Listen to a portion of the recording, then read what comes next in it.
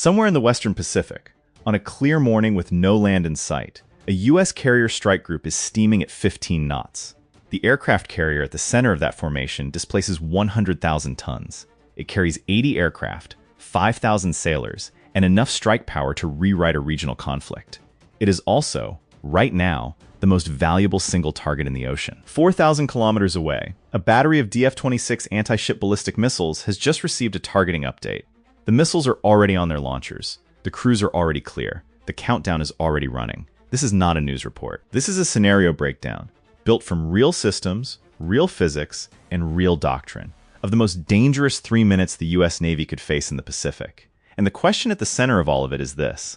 When a missile designed specifically to hunt aircraft carriers comes screaming down from near space at Mach 5, does the layered shield hold?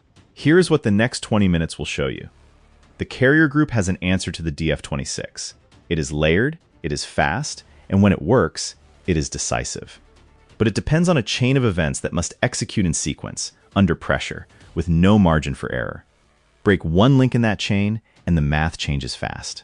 We are going to walk every single link. Let's set the board. A standard U.S. carrier strike group in the Western Pacific is not just one ship. It is a moving fortress. Roughly 8 to 10 vessels arranged in a layered defensive shell around the carrier.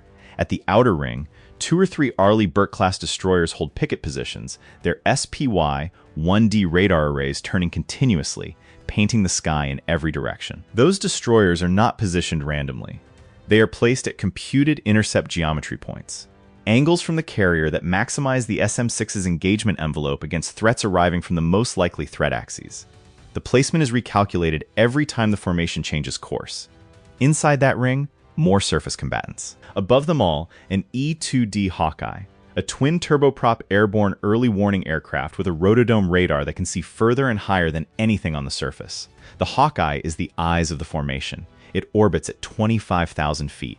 It does not sleep. It has been airborne for 4 hours already, and a relief aircraft is 40 minutes out. On the other side of the scenario, the threat. The DF-26 is a road-mobile, intermediate-range ballistic missile with a reach of roughly 4,000 kilometers.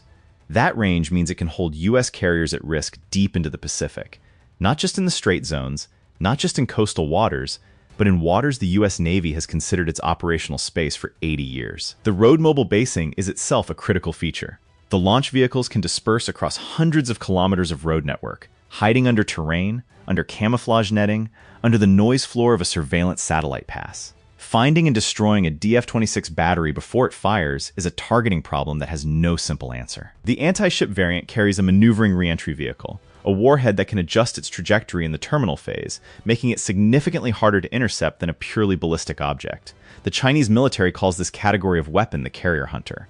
The name is not subtle. A realistic salvo in this scenario is not one missile. It is not two. Doctrine built around defeating modern point defense assumes that volume matters. You overwhelm the interceptors, you exhaust the magazines, you find the gap. For our scenario, we are running a coordinated salvo of 6 DF-26 reentry vehicles, potentially separated by seconds, converging on the same aim point from slightly different vectors. The question is not whether the US Navy has a response. The question is whether the response is deep enough to cover every warhead in the salvo and still have rounds left. That is the problem set. Now watch how the Navy works it. The DF-26 launches. From ignition to apogee, the missile is a ballistic object on a predictable arc, briefly. Then it peaks at somewhere above 1,000 kilometers altitude and begins to fall. The fall is not passive. The maneuvering reentry vehicle is now active, making small course corrections, bleeding off energy, shaping its terminal angle. From reentry to impact is approximately 3 to 4 minutes for a target at maximum range, for a closer range shot, and the scenario we are building uses a battery positioned at the inner edge of the weapon's envelope. The terminal window compresses to under 3 minutes. That is the clock the carrier group is racing. Here is the first place the scenario gets complicated, and most people don't appreciate this obstacle. The DF-26's maneuvering reentry vehicle is specifically designed to defeat the engagement geometry that Aegis was built for. Aegis loves ballistic objects, objects that follow predictable parabolas.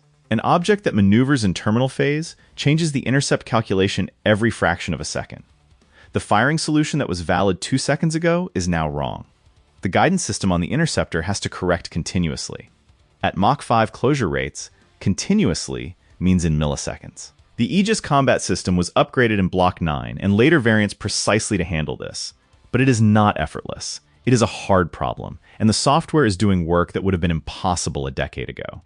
The E-2D Hawkeye detects the launches first. At altitude, with its APS-145 radar looking down and out across the curvature of the Earth, the Hawkeye can see a ballistic missile launch plume at distances that exceed the horizon of any surface ship. The track goes out immediately. Missile type, bearing, estimated aim point, time to intercept. That data hits the Aegis combat system on the lead Arleigh Burke destroyer in seconds. The destroyer's SPY-1D radar is already slewing to acquire the tracks. This is not a phone call and a briefing. This is machine-to-machine, encrypted, faster than a human decision cycle. The carrier group's Link 16 tactical data network carries the track to every ship in the formation simultaneously. I spent time going through published Aegis engagement timelines, and one number keeps standing out. The system can go from track acquisition to interceptor launch in under 30 seconds under ideal conditions. 30 seconds. In a scenario where the terminal phase is under 3 minutes, that reaction speed is not a luxury. It is the margin. Inside the carrier's combat direction center, at the moment those tracks appear on the display, the watch team is already executing a scripted response. The tactical action officer does not deliberate. The engagement authority was pre-delegated. The rules of engagement were set before the formation entered this operating area. The decision that had to be made was made hours ago in the flag plot, when the Admiral reviewed the threat picture and signed the engagement authorization. When the tracks appear, the TAO's job is not to decide. It is to execute with a speed that no deliberative process could match.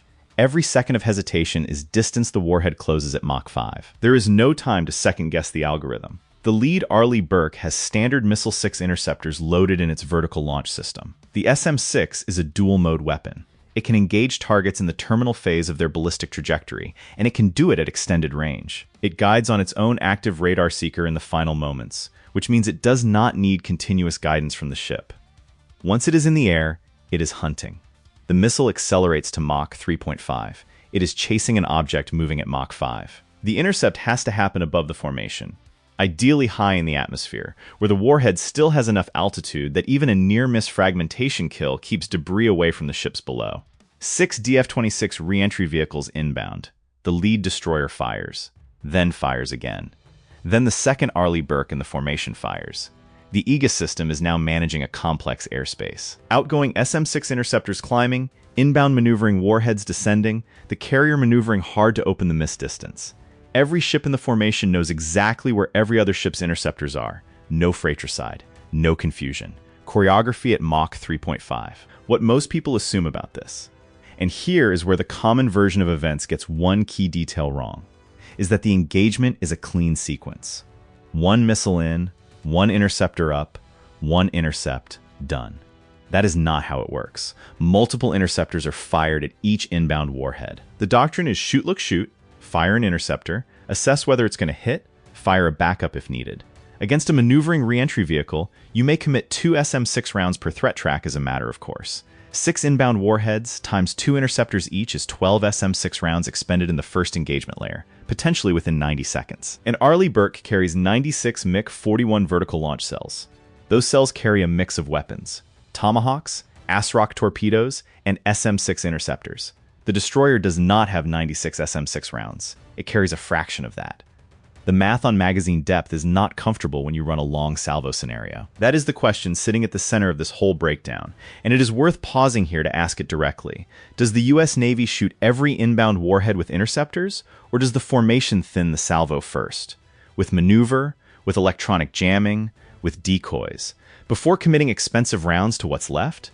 Because here's the take that will probably get some pushback. In a serious extended exchange, the SM-6 magazine depth problem is not a secondary concern.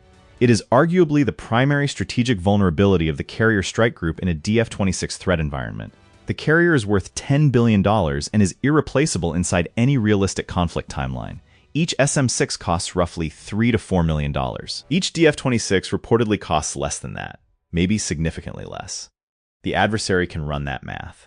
They have. 2 decoy systems are active right now as those re-entry vehicles descend. The carrier has deployed towed array decoys designed to mimic its radar cross-section at distance. The EA-18G Growlers orbiting at medium altitude are saturating the terminal phase seeker frequencies with broadband noise. Neither of these systems kills a warhead. They do not need to. They only need to degrade the terminal guidance accuracy enough that the weapon's circular error probable. Its statistical kill radius expands beyond the carrier's beam. A miss by 20 meters is as good as a miss by 2 kilometers.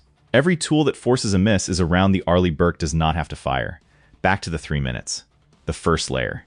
SM-6 mid-course and terminal intercepts has engaged. Let's say 4 of the 6 re-entry vehicles are destroyed. The intercept geometry worked. The maneuvering corrections were handled. The SM-6 seekers found their marks.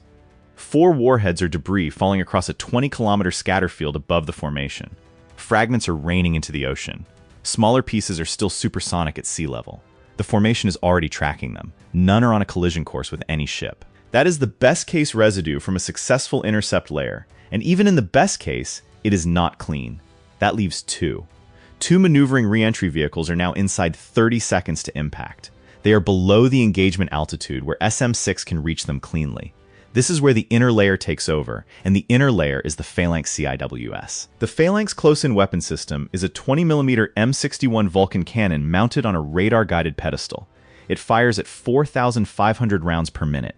Not aimed bursts, but a wall of tungsten at anything that penetrates to close range.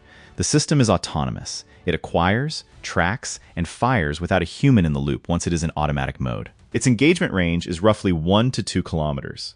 Against a DF-26 re-entry vehicle coming in at Mach 5, that 1 to 2 kilometers translates to about 1 second of engagement time. 1 second. The Phalanx fires approximately 75 rounds in that window. Against a hardened ballistic warhead, penetration is the goal. Not destruction in flight, but disruption, deflection. A miss. A near miss at Mach 5, at sea level, may still produce lethal overpressure and debris. Phalanx is a last resort. It is there because the engineers who designed this system refused to leave the last meter undefended. Put yourself in the carrier's combat direction center right now. 2 tracks are inside the inner ring. Phalanx is spinning up on both of them. The carrier itself has gone to flank speed, 30+ knots, and is turning hard, opening the angle, making the terminal guidance problem harder for the re-entry vehicles. The carrier does not run from a missile. It maneuvers against the weapon's terminal geometry, trying to force a miss or a degraded hit even if every interceptor layer fails. 1 re-entry vehicle is hit by Phalanx. The warhead is disrupted. It impacts the water 400 meters off the carrier's port bow. The explosion is enormous. The carrier rocks. A column of water rises 60 meters into the air and collapses across the flight deck in a gray curtain. Damage control teams are already running. 2 aircraft spotted on the deck have been pushed sideways by the overpressure wave. 1 landing signal officer station on the port sponson has lost power. The ship is structurally intact, but it is not undamaged. That is the cost of a near miss from a weapon in this class. The 6th. The last one. This is where the scenario splits. In the favorable version, the carrier's course change was enough. The maneuvering re-entry vehicle's terminal guidance, already stressed by the Phalanx fire, by the electronic jamming from the formation's EA-18G Growler's riding shotgun, loses its track solution in the final seconds. The weapon impacts water, not flight deck. The carrier survives. The formation is intact, shaken, and has just expended a significant portion of its SM-6 inventory against a 6-round salvo. In the unfavorable version, which any honest breakdown has to include, the 6th warhead finds the flight deck.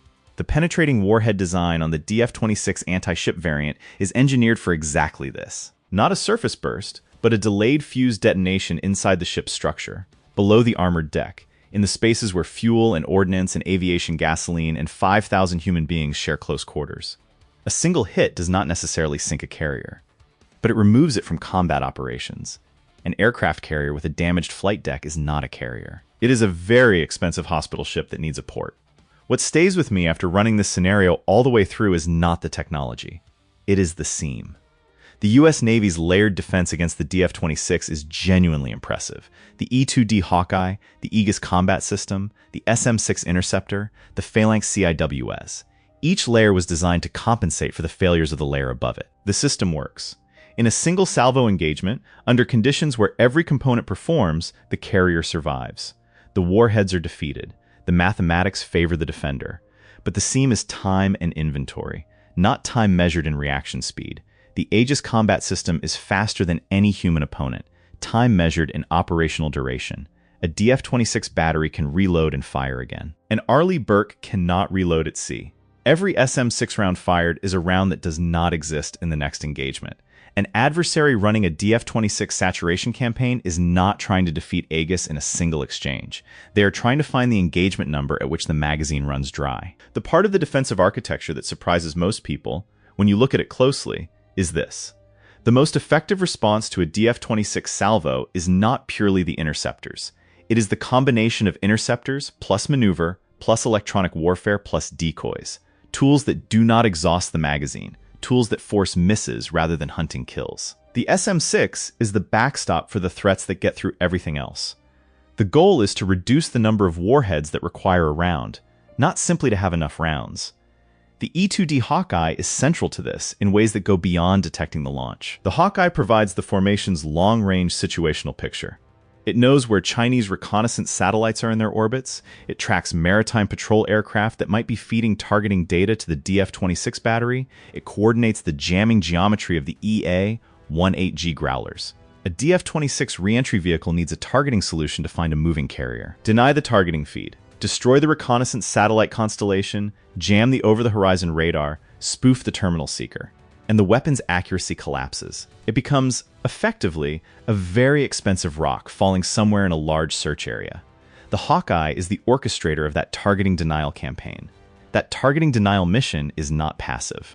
It requires coordination across domains that most people don't see as connected. Submarines in the formation's outer screen are tracking the acoustic signatures of Chinese surface ships that might be acting as over-the-horizon targeting relays. If a surface vessel is feeding radar tracks to a DF-26 battery, that vessel becomes a priority target before the first missile is even off the launcher. Space-based assets are watching the satellite constellation for uplink activity that correlates with a pre-launch targeting sequence. The Hawkeye's crew is cross-referencing all of this, building a picture of what the adversary knows about the carrier's position and how current that knowledge is. If the best track the DF-26 battery has is 40 minutes old, and the carrier has been maneuvering at 30 knots on a randomized course, the search area has grown dramatically. That uncertainty is a weapon the carrier uses for free. This is the layer of the defense that headline numbers miss entirely. The missile range versus the interceptor envelope gets the attention. The kill chain disruption. The quiet, methodical work of breaking the adversary's ability to know where the carrier actually is may matter more than any single interceptor round. What would you do in the admiral's seat? Running this formation in a contested environment where the adversary has DF-26 batteries distributed across multiple launch sites, where reconnaissance satellites are passing overhead every 90 minutes, where the question is not whether the threat is real, but how long you can stay in the operating area before the cost becomes prohibitive. That is not a rhetorical question. It is the actual operational planning problem that U.S. Pacific Fleet staff work every day. The answer requires holding two contradictory truths simultaneously. The carrier's presence in the Western Pacific is the deterrent, and the carrier's presence in the Western Pacific is the vulnerability. Every hour the formation operates in the threat envelope is an hour the adversary has to refine the targeting solution, to cycle reconnaissance assets, to pre-position the reload that follows the first salvo. The numbers, assembled honestly, look like this. The DF-26 anti-ship variant has a range of approximately 4,000 kilometers, enough to threaten carriers deep in the Western Pacific. A credible salvo is somewhere between 6 and 12 re-entry vehicles. A single Arleigh Burke likely carries fewer than 30 SM-6 interceptors in a mixed load. Against a 12-round salvo requiring 2 interceptors per track, that destroyer's SM-6 inventory is gone in one engagement. The carrier is worth approximately $10 billion. The entire strike group, roughly $25 billion. Every SM-6 expended is an asset that cannot be replaced until the ship reaches a port or receives an at-sea transfer, which in a contested Pacific scenario may be days away. The human dimension of that math is worth staying with for a moment. 5,000 sailors is not an abstraction. It is a figure that represents individual people who volunteered to serve aboard the most capable and most threatened conventional military platform in the world. The carrier's value is not only the $10 billion in hull and aircraft and systems. It is the institutional knowledge that built the air wing, trained the flight crews, integrated the Aegis combat teams. Losing a carrier in a Pacific conflict is not an accounting entry. It is a generational wound to the force, one that would take a decade to fully repair regardless of what the shipyard could produce. Looking at this whole scenario, the real question is not whether Aegis can beat a single DF-26 salvo. It can. The question is whether the US Navy has designed a force structure that can absorb repeated, coordinated salvos over the multi-day engagements that a Pacific conflict would actually require. And that question does not have a comfortable public answer. The carrier is not undefended. The carrier is not easy to hit. But the carrier is not invulnerable either, and the system that protects it was built for an era when no adversary could reach it this far from shore. The DF-26 changed that math in 2016 when it was first publicly confirmed. The US Navy has been adapting since. The Aegis upgrades, the SM-6 extended engagement envelope, the distributed maritime operations concepts that reduce dependence on any single hull. All of it is a response to exactly this threat. So where does that leave the balance of power? In a single engagement, on the scenario we just walked, the carrier survives. The layered shield works as designed, the E-2D Hawkeye cues the track, the Arleigh Burke fires the SM-6, the Phalanx CIWS catches what leaks through, and the carrier maneuvers hard into the gap between the warheads. The shield is real. The capability is real. The US Navy has spent decades and billions building exactly this response, and in the scenario we ran today, it worked. Barely, expensively, and with one warhead close enough to feel the overpressure from 400 meters away. The DF-26 is real too. Its range is real. Its maneuvering re-entry vehicle is a genuine engineering achievement, and the Salvo doctrine built around it reflects a serious, sustained analysis of how to defeat Aegis-based defenses. The weapon was not designed to win in a single round. It was designed to set a cost, to establish a zone of risk, to make the operational calculus of deploying a carrier group in the Western Pacific more complicated and more expensive than it was a decade ago. The US Navy's answer to that calculus is layered defense, kill chain disruption, and, increasingly, distributed operations that reduce the targeting signature of any single formation. The carrier is no longer supposed to be the only hammer. It is supposed to be one node in a network that is much harder to map, much harder to target, and much harder to exhaust. The distributed maritime operations concept that the Navy has been developing for the last several years is not a doctrinal abstraction. It is a direct response to the scenario we just walked. Spread the targets. Complicate the targeting problem. Force the adversary to solve multiple kill chains simultaneously instead of concentrating every reconnaissance asset on a single high-value formation. What I keep coming back to, after running this scenario from launch to last-ditch CIWS, is the exchange rate. Not the missile versus interceptor cost, though that matters. The deeper exchange rate. What does it cost to build and deploy a carrier strike group? And what does it cost to build a DF-26 battery that can credibly threaten it? The carrier wins the single engagement. The battery wins the attrition campaign if the campaign runs long enough. The US Navy knows this. The answer is not more interceptors. It has to be making the carrier harder to find, harder to target, and harder to threaten without first solving a set of reconnaissance and ISR problems that are themselves expensive and difficult. That is not a satisfying answer. It is not a clean solution you can buy off a production line. It is a persistent competition in intelligence, deception, and operational art that has no end state and no declared winner. It simply continues, day after day, in the waters where the carrier and the battery both operate, each side refining its picture of the other, each side working to degrade the other's certainty. The carrier strike group steaming at 15 knots this morning is not just a military formation. It is an argument, made in steel and electronics and trained human beings, about who controls the calculus of risk in the Western Pacific. Comment why yes if you think the current SM-6 inventory depth is adequate for a serious Pacific contingency, or no if you think the magazine depth problem is the critical vulnerability that hasn't been solved. We read every one. The layered shield held today. Whether it holds across a week of operations against a battery that can reload while the destroyer cannot. That is the question the next video in this series picks up, and the answer involves a platform most people don't associate with carrier defense at all. Stay with us.